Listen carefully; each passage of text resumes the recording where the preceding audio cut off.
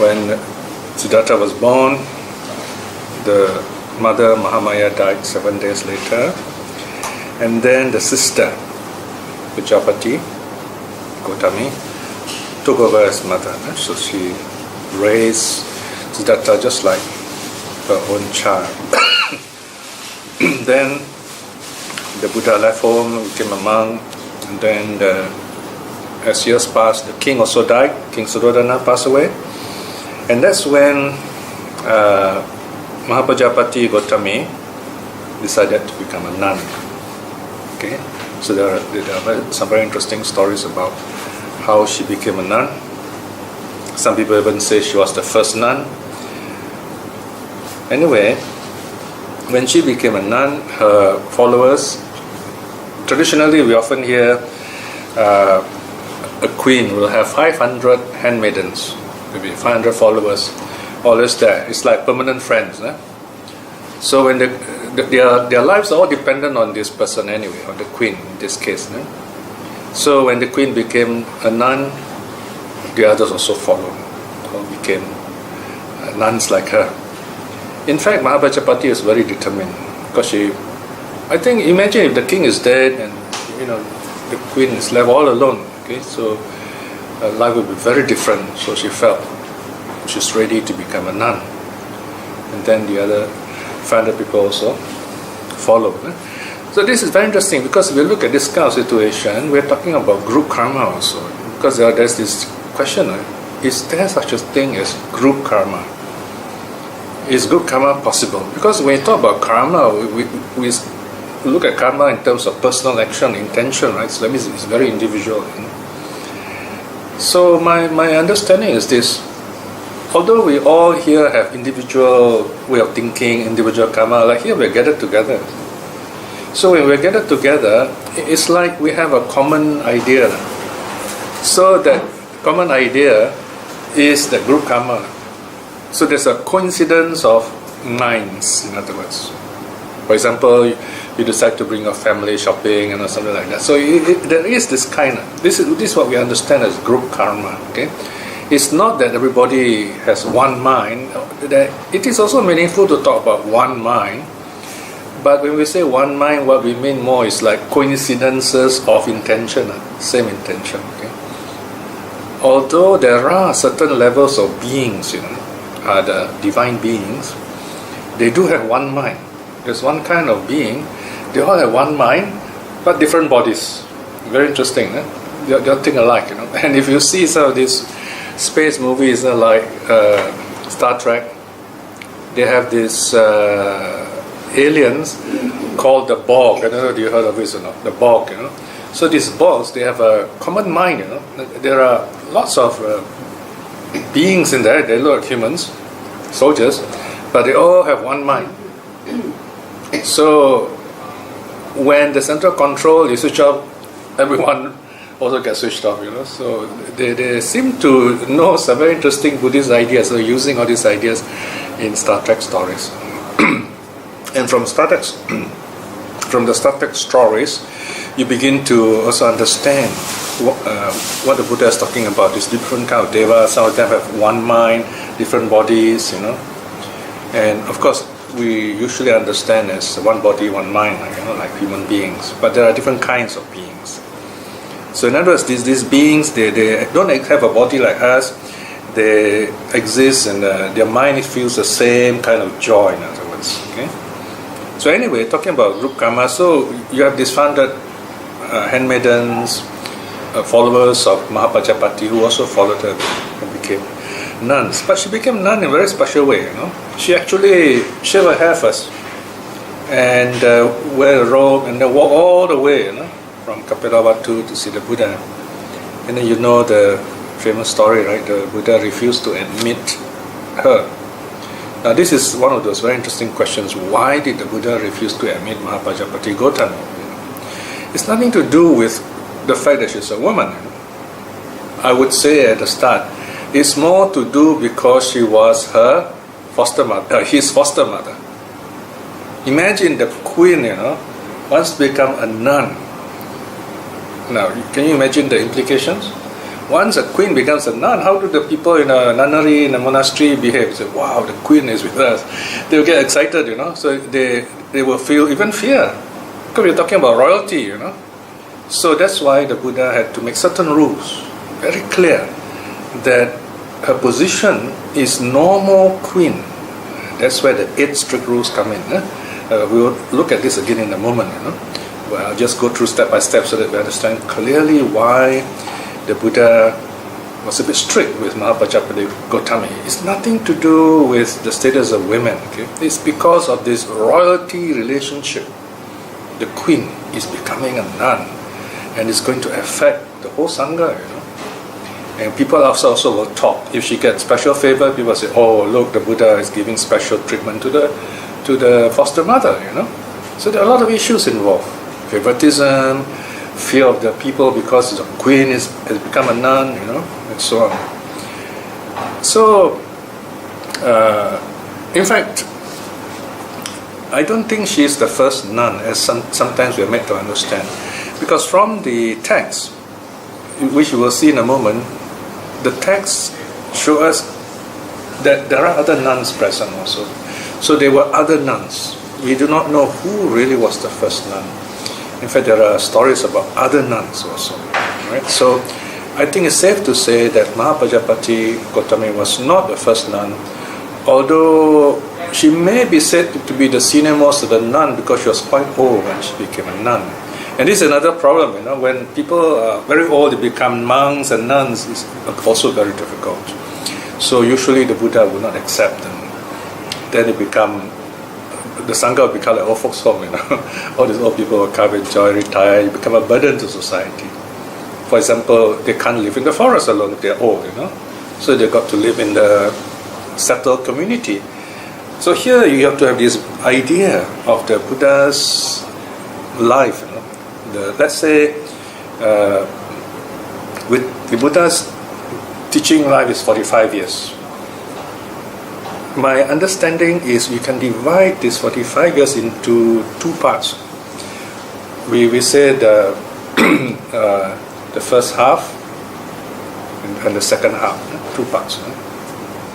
First period, second period. During the first period, starts with year 1, okay? Let's say year 1 to year 10, okay? First year, where do you see the Buddha? Under the Bodhi tree, just got enlightened. And even after he became enlightened, he was wandering around. No temple, no monastery. And then you remember King Bimbisara was the first king to offer the bamboo grove to the Buddha. So he lived in the bamboo grove, okay? In the Veluwana, right? So now when you talk about bamboo grove, you talk about this arama, it's a park. It's a park. If any of you have gone for retreats in the forest monastery, especially you go to North Thailand, in fact, some people have gone there to the Wat Pananacha, that is the international meditation center. Ajahn Chah's temple. There's one international center, the other is for the local monks. So they came in a bus, and then the bus suddenly stopped, middle of the jungle, And they asked why the bus stopped. He said, "Oh, we are there already. This is the monastery. But all trees, trees all around." But then you come out, you look very carefully between the trees. There are little huts, kuti, for meditation. And then you look carefully, there is like a big building, big meaning not giant, but big for the forest. That's where the monks meet. So in other words, when we say this kind of monastery, you don't really see it. It's all trees all around and a little kuti here and there, and it's very cool, very safe. The thing about Thailand is, Thailand is very similar to climate to India. India is a bit cooler, I think. India, you have the same kind of trees usually in one place. I think it's more spacious, I mean, the trees are not so close together. So the people can sit in the open air. That's another thing. Whenever the Buddha gives a talk, it will be in the open air. And no microphone. The Buddha just talked loud voice, loud enough, And everybody is very quiet, very silent. Remember those days, no handphone, no aeroplanes, so noise level very low, almost zero if you like, in some parts of the forest. So the Buddha is living in this kind of environment, okay, and the Buddha wanders around for 9 months of the year. The 3 months of the rains, the Buddha will stay in one place because it's not convenient to go out. We're talking about monsoon rain. It's not convenient to travel. People won't come and listen to the Dharma. I mean, rain is so heavy, how to go out, Another thing is, you have 500 monks following the Buddha. Imagine 500 monks walking. There are no tarmac roads like ours. They're all earth roads, So once they walk over earth road, everything becomes muddy. Sometimes they got to walk through fields that belong to farmers. So they are growing things. So imagine if it is raining, you walk through paddy field. Of course, very difficult to walk through a paddy field. Maybe some places where they are growing plants, So if during this rainy season they walk over this kind of place, the plants the earth will get all mixed up and the plants will die. So normally, not only the Buddhists, the other followers of other religion also spend 3 months in a quiet place by themselves. So that's how the rains retreat started. Okay, they stay in one place, and the good thing about this retreat is people can come and see the monks, see the Buddha, because he's staying in one place, right, for 3 months. 3 or 4 months of the year, and then at the end of the 3 months, there's a robe offering ceremony, and then the Buddha goes out again, either on a long journey around a great part of northern central India. The area Buddha traveled is the central Gangetic plain, around the Ganges plain in the northern central India. Sometimes he will take a short journey, not too long, small circle business. You've got a big circle, small circle, depending on the journey the Buddha takes for the 3 months, for the 9 months of the year and 3 months of rain retreat. So, for most part of the first period, the Buddha will either be living in the monastery, and then nuns got to stay separately, or living in the forest. Many monks also will live in the forest. The early years, the Buddha was a forest monk. So imagine how difficult it is for a nun to live in the forest alone. And there are actually very bad cases also. For example, the first nun, the senior most nun, the right-hand nun, is called Upalawana. She was in fact raped by her previous boyfriend, So she's already an arahant, so she will have no feelings, sexual feelings. So obviously she didn't break any rule. After that, the Buddha said nuns are not allowed to stay alone in the forest for their own safety. Yeah. So you have situations like that. Even today, you see in India, you have the men there seem to disrespect women. The rape cases are going on, sometimes gang rape and so on. So this is a very difficult situation. It's a cultural thing. Okay. And today's paper mentioned something very interesting. They said there are people who observe Indian culture, some of these ambassadors, diplomatic people, they say that in India, you are first and last unequal. From the first to the last, you are unequal. Everyone is born unequal. If you are born into a low caste family, you are low caste. If you're born to a high caste family, you are high caste. It's still going on today. So these are some of the social realities of India. So you imagine the Buddha spoke up against all these things. And that was a great thing in his own time. He dared to speak out against the caste system. He talked about accepting women to the order and so on. So my point here is the way of life of a monk is a wanderer mostly. They live in the forest. So it's very, very difficult for women unless they live in a settled community, right? So this is in the second period, year 20 to 45, right? More roughly. So that's the time when there are more monasteries, settled places, there are more kutis. You might have a few hundred monks in one place, and separately you got a nunnery. Okay, so it's safer that way. For example, the temple I used to live in Thailand, we had about 200 monks, I think, and 700 temple boys, I was told. So you can imagine how big the place is. Right? So there you are. That's the bit of background for you about the nuns. No? Okay, so let's see here. There's one more point I need to go on to now about the mission of Queen Maha Pajapati Gotami, which became a nun. Right? This is not in your text. I just read to you this. This is from SD 1.9. So when the queen wanted to become a nun, then the Ananda intervened and kind of encouraged the Buddha to ordain her. Then the Buddha said, okay, there are 8 conditions that must apply. Okay? Now, some people do not understand what these 8 principles are. These 8 principles or 8 rules, they're called garu dhamma. Garu means respect. It can mean respect, it can mean heavy also, garu. Dhamma here can mean rules or teaching, but here probably mean rules. So the monks today who know the Vinaya, they translate as rules of respect instead of the heavy rules of respect. I think that reflects the situation more accurately. Okay? The idea is that the queen, once she becomes a nun, must show respect to other monks and nuns, and not think that she's a queen and other people got to respect her like that. That'd be very troublesome. So these are the 8 conditions. A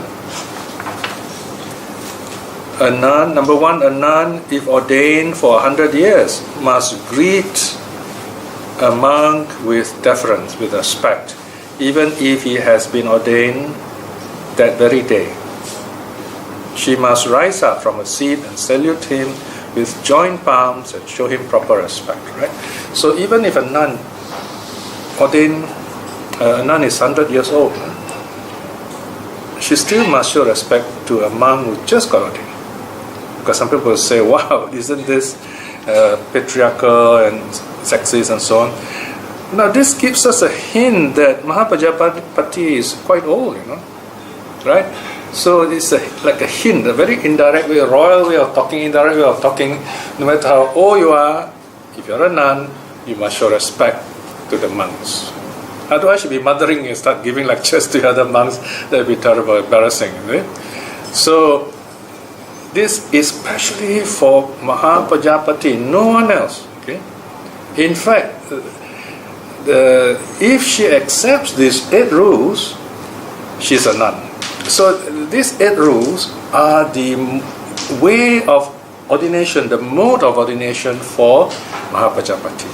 So if you look at the other nuns and monks, you find some of them are exceptional. They are not ordained in a normal way where there is chanting, the 4 readings and so on. There are different ways they are accepted, because many of them already became saints, arahats. So all the Buddha need to say is, come O monk. Just put his hand, say, come O monk. So it's already a monk, because he's already a saint, an arahat. No need to be ordained anymore. He's reached the goal already. Okay? But Pajapati not yet. So she's given these 8 rules. She accepts these 8 rules. The Buddha said, then I accept you as a nun. Okay? Now, principle number 2, a nun is forbidden to spend the rains retreat in a place where there is no monk. It's so obvious, for her safety. Right? Because there are cases where the nuns get into trouble, a lot of difficulties. In many cases, not just the case of Upalawana, you have the case of Subateri, She also was hounded by her ex-boyfriend. And this story is very interesting of Subateri. She was already an arahat, I think.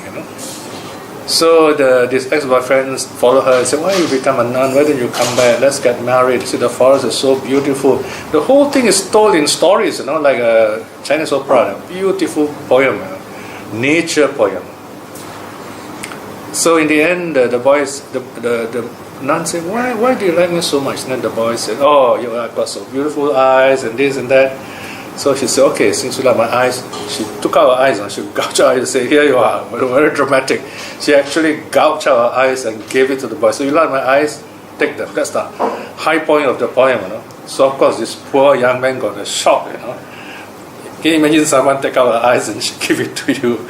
So he got such a terrible shock.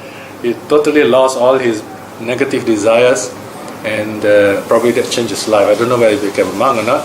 And then the story went that later on she healed herself. I can't remember whether, we're not so certain she took out one eye or both eyes, but she was healed later on.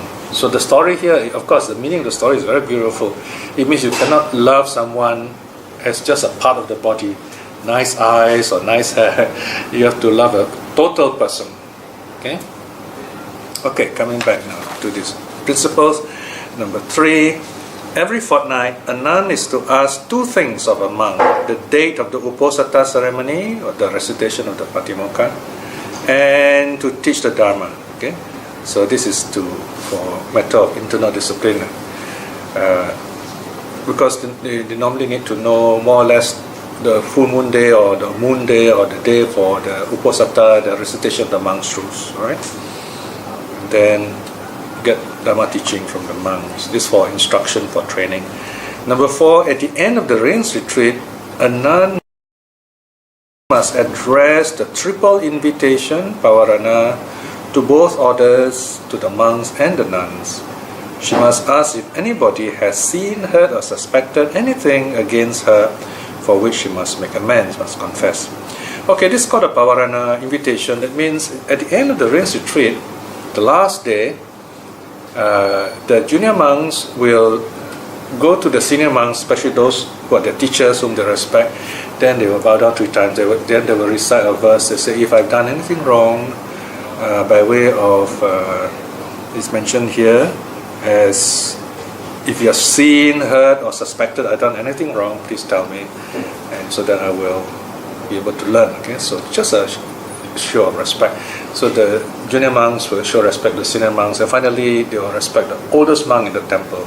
That's called invitation. Invitation to point out our mistakes, our errors. So here, normally the monks, they just do it to the monks, but here the nuns have to do it twice. The nuns have to do it to the nuns themselves and also do it to the monks. This is to make sure that everything's in order. Then number 5, a nun who has committed a serious offense must undergo probation, manata, before both orders. So if they make some offense which is serious but not bad enough to throw them out, then they got to undergo probation. That means some kind of rehabilitation under the sangha as well as, of the monks as well as the nuns. Number 6, ordination as a nun. Wait, before that, let's go back a bit. You notice number 4 just now about invitation. It says a nun must do it to the monks and to the nuns. Notice here, once you mention monks and nuns, there means already other nuns. So that shows that Pajapati was not the only nun. She's not the first, right? First proof, no? And then now I'm reading number 6. Ordination as a nun must be sought from both sides. Only after a postulant, sika mana, that means someone who wants to become a candidate for nunhood, must go to both orders. There you are, again, both orders are mentioned. The order of nuns already existed. That means again, Pajapati is not the first nun.